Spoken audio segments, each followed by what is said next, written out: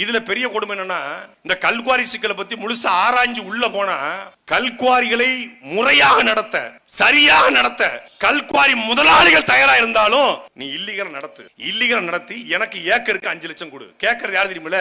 தமிழ்நாட்டினுடைய கனிமவளத்துறை அமைச்சர் ரகுபதி, அவருடைய பிஎஸ் செய்யது. நான் ஆதாரத்தோட சொல்றேன். அவர் பிஎஸ் செய்யது, ரகுபதி அமைச்சருடைய பிஎஸ் செய்யது.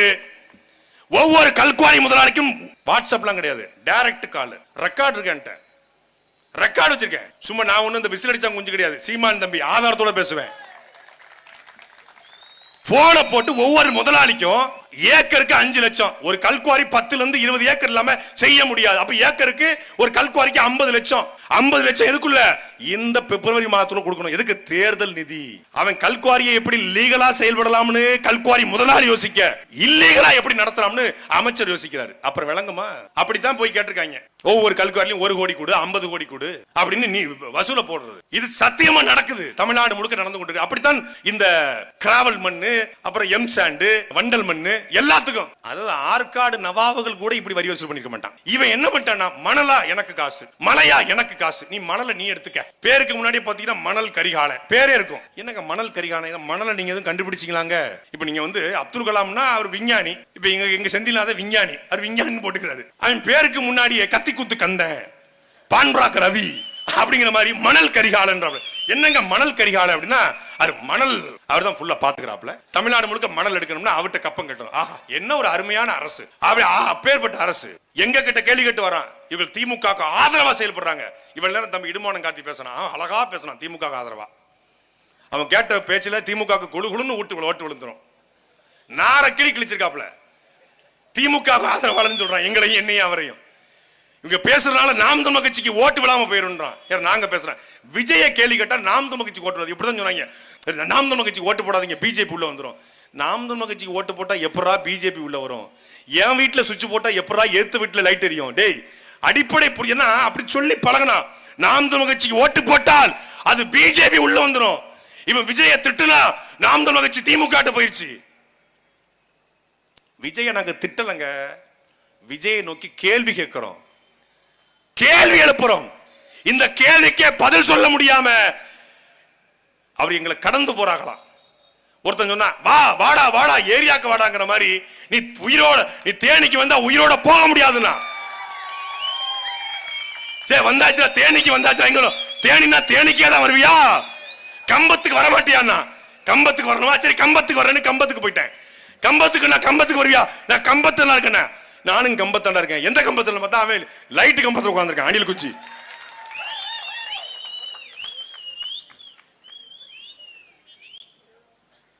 அவன் நினைச்சிட்டான் ஏதோ வாய்ச்ச விடாளுக்கு யூடியூப்ல 10 ரூம்ல உட்கார்ந்து மைக் வச்சு பேச நினைச்சான். டேய், இந்த நிலத்தில் நீ தலைவனா ஏத்திருக்கிறவன் ஓடுகாலி விஜய். நாங்கள் தலைவரா ஏற்றிருப்பது 24 நாடுகளை ஓடவிட்ட எங்கள் தலைவன். உலகத்திலேயே ஒரே ஒரு தலைவன் மட்டும்தான் உலகத்துல ரன்வே இல்லாம விமானம் இயக்கி எங்கேயாவது பார்த்திருக்கீங்களா? ரன்வே இல்லாம, ரன்வேவே இல்லாம விமானத்தை இயக்கிய தலைவனுடைய அரசியல் படை அது நாம் தமிழர் கட்சி. சண்டையா சண்டை, அன்புன்னா அன்பு, வம்புன்னா வம்பு. இதுதான் எங்க பாணி. நீ அடிக்கணும் நடக்கிறதுக்கு முன்னாடியே உன் செவில் அடி விடும். அதுக்கு கள்ளக்குறிச்சியே சான்று. சும்மா அப்படியே ஆளு முழுன்னு சேவ் பண்ணிக்கிட்டு கட்டமிச வச்சுக்கிட்டு சிகப்பா இருக்கான், பாப்பார விட்டு புள்ள நினைச்சாத. டேய், திருநெல்வேலிக்காரன் செருப்ப கழட்டி அடிச்சு விடுவேன். வேற வண்டி வச்சுக்கோங்க. சாட்டை துறைமுருகன் அங்க வந்த பிரச்சனையாயிரும். அங்க தம்பி கல்யாணம் முடிச்சிட்டு பிள்ளைகள் இருக்கு, அது ஒண்ணுதான் யோசிக்க வேண்டியிருக்கு. இல்லைன்னா வச்சுக்கோ, என்ன பேசுவனே தெரியாது எனக்கு. அவ்வளவு ஆத்திரமும் அவ்வளவு வெறியும் இருக்கு.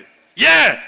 விஜய் மீது தனிப்பட்ட வன்மமா? நாங்க பேசணும். யாராவது விஜயின் குடும்பத்தை, விஜயின் பிள்ளைகளை, விஜயின் தனிப்பட்ட வாழ்க்கை பேசவும் மாட்டோம். யாரும் பேசவும் அனுமதிக்கவும் மாட்டோம். ஆனால் கொள்கை ரீதியாக நாங்கள் கேள்வி கேட்போம். முதல்ல 5 கொள்கை தலைவர் அறிவிச்சாப்ல. பெரியாரு, அம்பேத்கர், காமராஜர், அஞ்சலை அம்மாள், வேலுநாச்சியார். எவனோ ஐடியா கொடுத்திருக்கான். இந்த 5 சமூகம் தான் தமிழ்நாட்டில் பெரிய சமூகம். காமராஜரை போட்டீங்கன்னா நாடார் ஓட்டெல்லாம் பொத்துன்னு விழுந்துரும். வேலுநாச்சியாரை போட்டீங்கன்னா முக்குளத்தூர் ஓட்டெல்லாம் நட்டுன்னு விழுந்துரும். அம்பேத்கரை போட்டீங்கன்னா பறையர் சமூகம், தேவேந்திர சமூக ஓட்டு, ஒடுக்கப்பட்ட மக்கள் ஓட்டெல்லாம் விழுந்துரும். அஞ்சலை அம்மாள் போட்டீங்கன்னா வன்னியர் ஓட்டு போலாம் விழுந்துரும். அப்புறம் பொதுவா பெரியாரு, அது உப்புக்கு சப்பானி மாதிரி ஒருத்தர் வச்சுக்கோ. இந்த பொதுவா மேல போடும்போது பிள்ளையார் சொல்லி போடுவோம்ல, நம்ம ஆ போட்டு இந்த மாதிரி ஒன்று எழுதி வச்சுக்கோ, இந்த நாய்க்கரு இந்த ஓட்டெல்லாம் விழுந்துரும் அப்படின்னு சொல்லி ஐடியா கொடுத்துருக்கான். அவன் ஐடியா கொடுக்கும்போது அம்பேத்கர் தெரியுது சரி, வேலுநாச்சியார் தெரியுது சரி, பெரியாரு கேள்விப்பட்டிருக்கேன்னு சரி, அம்பேத்கர் தெரியும், காமராஜ் தெரியும். இந்த அஞ்சலை அம்மாள் யாருங்கிறது அவன் மாநாட்டுக்கு முதல் நாள் தான் அவனுக்கே தெரியும்.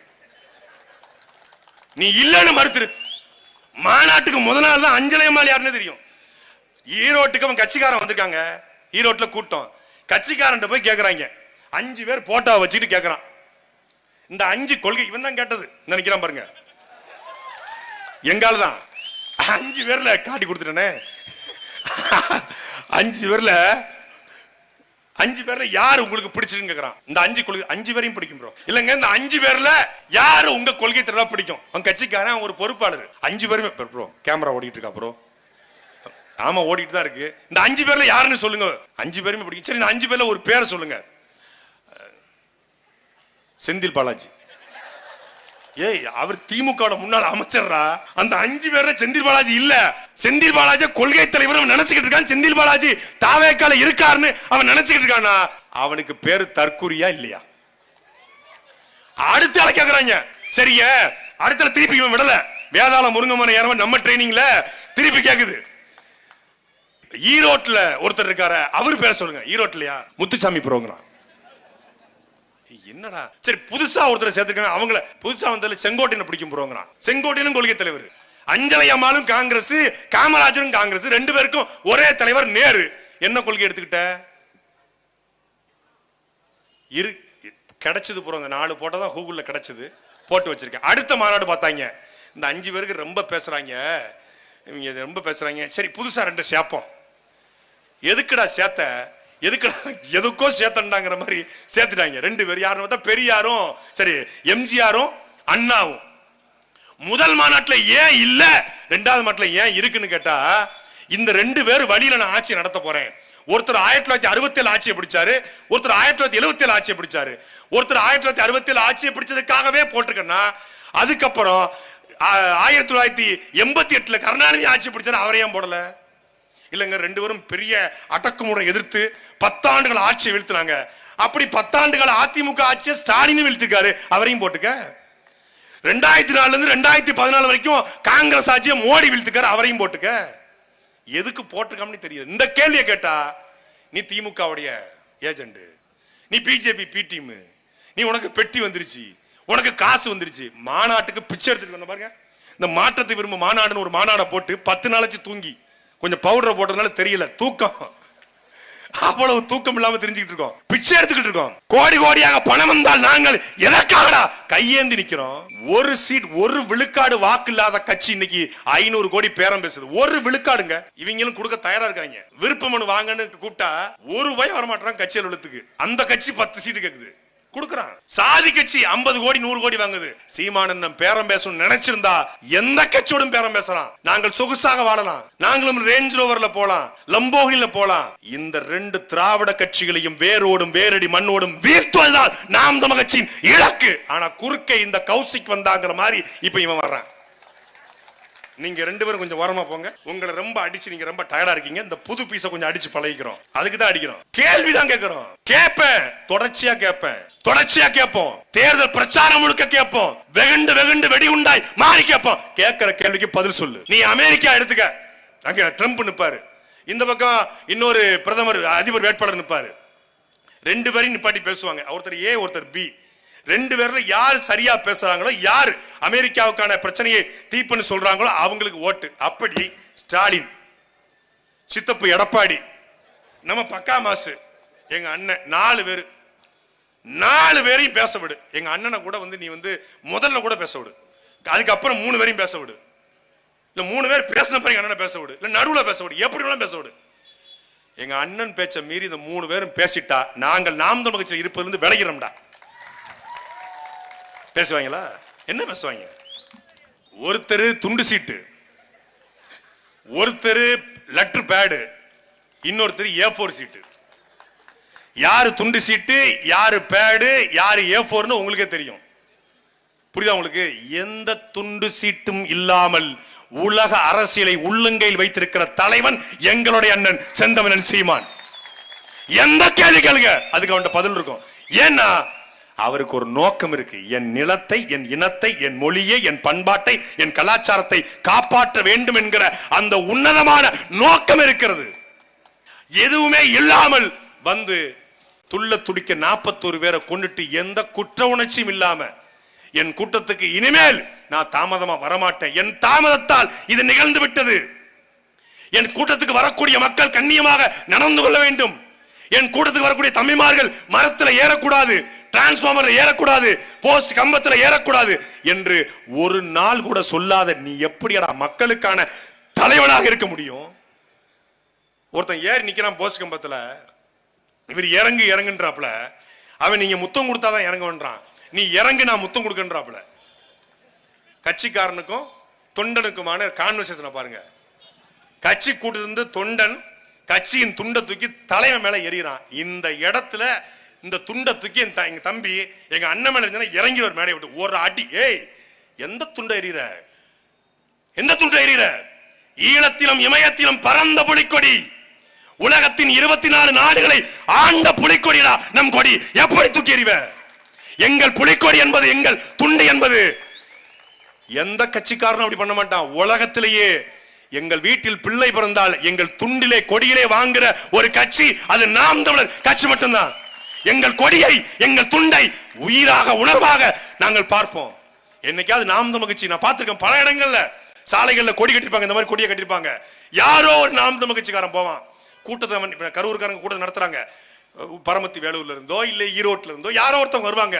ஒரு கொடி சாய்ந்து கிடந்தால் வண்டி இருசக்கர வாகனமோ இல்ல காரோ ஓரமா நிப்பாட்டி அந்த கொடியை நட்டுட்டு தாண்டா எங்க கட்சிக்காரன் போவான். அவன் தான்டா நாம் தமிழ் கட்சிக்காரன். இதே கரூர்ல செப்டம்பர் 27 தாவேக்கா பொதுக்கூட்டம். இந்த இடத்துல, இந்த இடம் அந்த இடமா, இந்த இடத்துல 1000 துண்டு கிடந்துச்சு. இந்த சாக்கடை குழிக்குள்ள 2000 செருப்பு கிடந்துச்சு. கட்சியின் துண்டை கூட மதிக்க தெரியாத ஒரு தற்கொலை கூட்டம் தமிழ்நாட்டு அரசியலுக்கு வந்திருக்கிறது. உன் கட்சி துண்டு தான், ஆனாலும் அதை மதிக்கணும்ல. திமுக மீது நமக்கு விமர்சனம் உண்டு, ஆனா திமுக காரன் பாருங்க டாஸ்மாக் வாசல்ல படுத்து கிடந்தாலும் துண்டை கெட்டியா பிடிச்சிருப்பான். உடன் பிறப்பே கலக உடன் பிறப்பேன்னு படிச்சிருப்பான். வேட்டியில கட்டிருப்பாரு, முரட்டு போதையா இருக்கும், ஆனாலும் ஒரு வேட்டி விட மாட்டாரு. கருப்பு சோப்புடா, வீட்டுல கருப்பு சோப்பு பெயிண்ட் அடிச்சு வைப்பாங்க. நம்ம நக்கலுக்காக சொல்லலுங்க, வீட்டுல கருப்பு சோப்பு பெயிண்ட்ல பார்டர் இருக்கும். சட்டையா கருப்பு சோப்பு, பொட்டா கருப்பு சோப்பு, தாவணியா கருப்பு சோப்பு, கருப்பு சோப்பை மதிப்பான். அந்த கட்சிக்காரன் கரப்ஷன் பண்றான், கமிஷன் பண்றான், கலெக்ஷன் பண்றான், விமர்சனம் இருக்கு, ஆனாலும் அந்த கட்சி துண்டை மதிக்கிறாங்க. RSS நேர் எதிர் தத்துவம். அவன் இந்து முன்னணி என்றால் நாங்கள் வீரத்தமிழர் முன்னணி, அவனுக்கு ராமன் என்றால் எங்களுக்கு ராவணன், அவனுக்கு வீர சிவாஜி என்றால் எங்களுக்கு புலித்தேவன் என்று நிக்கிறோம். ஆனாலும் RSS அவன் துண்ட மதிப்பான், அந்த கொடியை மதிப்பான். கட்சி கொடியை மதிக்கணும், கட்சி துண்ட மதிக்கணும் என்று கத்துக் கொடுக்காத ஒரு கேடுகட்ட தலைவன் இந்த பக்காமாசு. அப்ப என்ன ஒழுக்கத்தை கத்துக் கொடுத்திருக்கிற உங்க கட்சிக்காரனுக்கு? அரசியல் என்பது யாருக்காக? மக்களுக்காக. மக்களை சாக கொடுத்து விட்டு ஓடி போய் சிபிஐ என்கொயரி வச்சா கொஞ்சம் கம்ஃபர்டபுளா இருக்கும், கரூர் எஸ்பியை வந்து விசாரிச்சா கொஞ்சம் அன்கம்ஃபர்டபுளா இருக்கும்னா, கரூர் எஸ்பியோ சிபிஐயோ என்னையோ துணிஞ்சு நிக்கணும்டா. ஒரே ஒரு வழக்கு கரூர் காவல்துறை மதியழகன் மேலையும் இந்த நிர்மல்குமார் மேலையும் அப்புறம் இந்த பேர் என்ன பேரு புசி 84 மேலையும் போட்டுருச்சு. போட்ட உடனே 3 பேர் மேல வழக்கு சுவிட்ச் ஆஃப் பண்ணது மொத்த கட்சிக்காரன் சுவிட்ச் ஆஃப் பண்ணிட்டான். கரூர் காவல்துறை நல்ல காவல்துறை, நான் கண்டிச்சன்ல, நல்ல காவல்துறை தேடவே இல்லை, அவங்க வேலையை பார்த்துக்கிட்டு இருந்தாங்க. கரூர் காவல்துறை தேடல, ஆனா கரூர் காவல்துறை தேடவே இல்லை.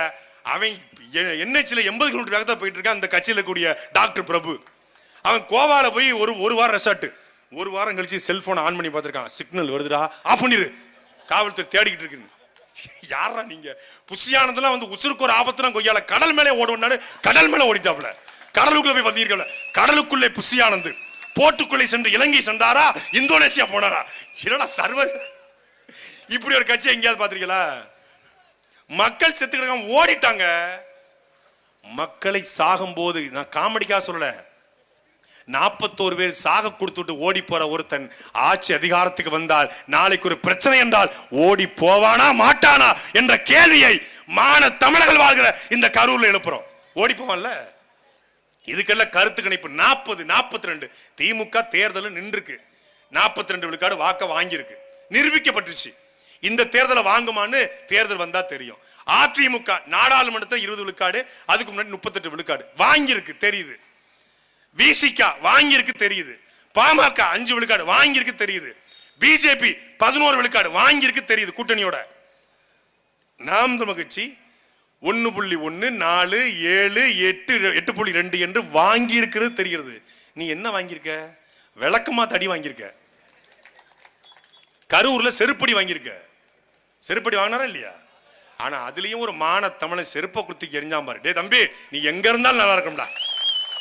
உலகத்துல பரவாயில்ல, விஜயாவது எவனாவது மக்கள் வாங்கிடுங்க, நீ என்ன பெரிய மயிலாண்டியாடா அப்படின்னு தூக்கி எரிஞ்சான் பாரு. அதை உண்மையில பாராட்டணும். அது இந்த இடத்துல பாராட்ட நினைச்சேன். அவன் யாருன்னு தெரிஞ்சா மேடையில கூட்டு வச்சு பாராட்டியிருப்பேன். அடுத்த முறை சொல்லிட்டு தேர்தல் பிரச்சாரத்தில் உன்னை பாராட்ட தயாரா இருக்கிறோம். தூக்கி எரிஞ்சான். அப்படி எரியணுங்க. என்ன கொள்கை, என்ன கோட்பாடுன்னு கேட்கணும். எதுவுமே இல்லாம 48 38 ஏன் 100ஐயும் வச்சுக்கோ. ஏன் 100 விழுக்காடு வாக்கு அவருக்கு இருக்குங்க. நாங்கெல்லாம் விலகிறோம்ப்பா. 100 விழுக்காடு பெர்சன்டேஜ் மொத்தமா மக்கள் ஓட்டு போட்டுருவாங்க. மொத்தமா 6,20,00,000 ஓட்டு அவருக்கு விழுந்துருங்க. அவர் அன்ன போஸ்ட்டுங்க. அவர் வீட்டிலிருந்து வெளியே வர மாட்டார். அன்ன போஸ்ட்டை தேர்ந்தெடுத்துறோம். மொத்தமா நாங்க ஓட்டே போல தேர்தலை புறக்கணிச்சுட்டு இந்த ஊர்ல பிரசிடண்ட் தேர்ந்தெடுப்பாங்கல்ல, அன்ன போஸ்டா, அன்ன போஸ்ட், அது மாதிரி அன்ன போஸ்டா தேர்ந்தெடுத்துருவோம். இவர் முதலமைச்சராக இருக்கட்டும். கரூர்ல கூத்தாடிய பார்க்க சனிக்கிழமை கூடின கூட்டத்திற்கு இணையாக திங்கட்கிழமை கொள்கைக்காக கூடி நிற்கிறது பாரு. இதுதான்டா மானத்தமிழர் கூட்டம். நாங்கள் யாரும் திரை பிரபலங்கள் கிடையாது, நடிகன் கிடையாது, கவர்ச்சி கிடையாது, விக்கும் கிடையாது. ஒரிஜினல் எப்படி வேணாலும் பண்ணலாம். விக்கு கிடையாது, டோப்பா கிடையாது. Original made in Tamil Nadu. எங்களுக்கு பேச்சு, எங்களை பார்க்க கூடல. சீமான் தம்பிகள் உண்மையை பேசுவார்கள், சத்தியத்தை பேசுவார்கள், மக்களுக்காக பேசுவார்கள் என்பதற்காக கூடி நிற்கிறாங்க. இந்த மண்ணில் ஒரு மாற்றம் நிகழ வேண்டும். தொடர்ச்சியா மாறி மாறி திமுக விட்டா அதிமுக, அதிமுக விட்டா திமுக என்ற நிலையை உடைத்து இந்த நிலத்தில் ஒரு புதிய ஆற்றல் நாம் தமிழர் கட்சி வளர்ந்து வந்திருக்கிறது. நாம் தமிழர் கட்சி தேஞ்சிருச்சு, காணாம போயிருச்சுங்கிறான். இந்த தேர்தல் களத்தில் தெரியும். அதற்கு முன்னாடி திருச்சியில வருகிற பிப்ரவரி மாதம் 21ஆம் தேதி நடக்க இருக்கிற மாற்றத்திற்கான மக்களின் மாநாட்டிலே நாம் தமிழர் கட்சி யார் என்பதை இந்தியாவுக்கு காட்ட இருக்கிறோம். வா.